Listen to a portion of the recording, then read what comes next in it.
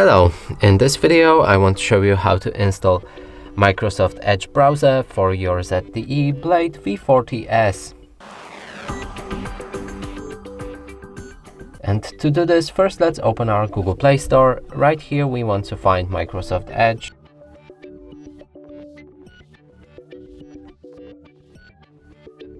Now select it, download this app. After installation process is complete, you should be able to open it.